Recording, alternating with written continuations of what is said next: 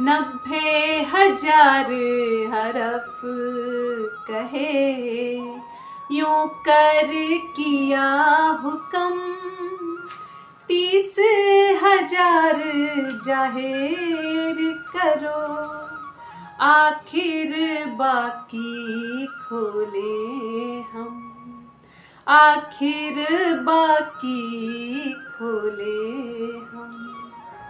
उस अल्लाह ताला ने मोहम्मद सल्लल्लाहु अलैहि वसल्लम को मेराज नामे के दौरान 90,000 हरफ कहे। उन्होंने कहा 30,000 शरीयत के हरफ तुम जाहिर कर दो और तरीकत के यदि करना चाहो तो जाहिर करो वरना मत करो। लेकिन जो 30,000 हरफ हैं वे ब्रह्म मोमिनों के हैं, मेरी पहचान से संबंधित हैं, वे मैं जाहिर करूँगा।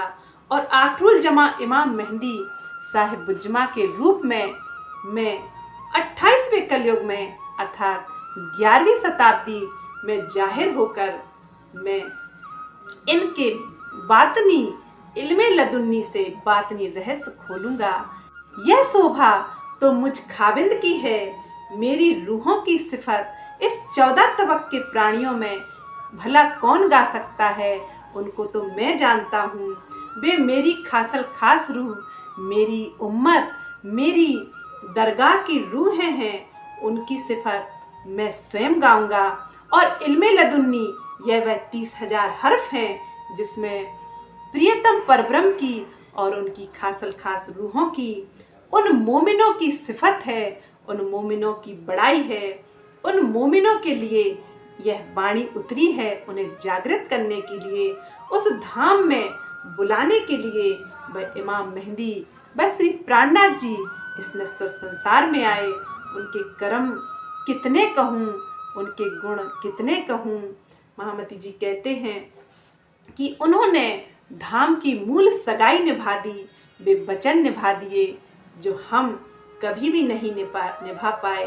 वे आशिक उस चौथे आसमान में भी थे और आशिक वे यहाँ बने बैठे हैं, वे दिल में लेते हैं तभी हम उन्हें याद कर पाती हैं। यह बात उन्होंने इस तारतम ज्ञान के माध्यम से, इस इल्मे लदुन्नी से अपनी रूहों की बात बिना तारतम ज्ञान से 14 तबक के प्राणियों को उस धाम, उस दिव्य ब्रह्मपुर धाम और उस प्रियतम के धाम स्वरूप लीला का कभी भी अनुभव नहीं हो सकता है। और वे इन्हीं 14 लोकों में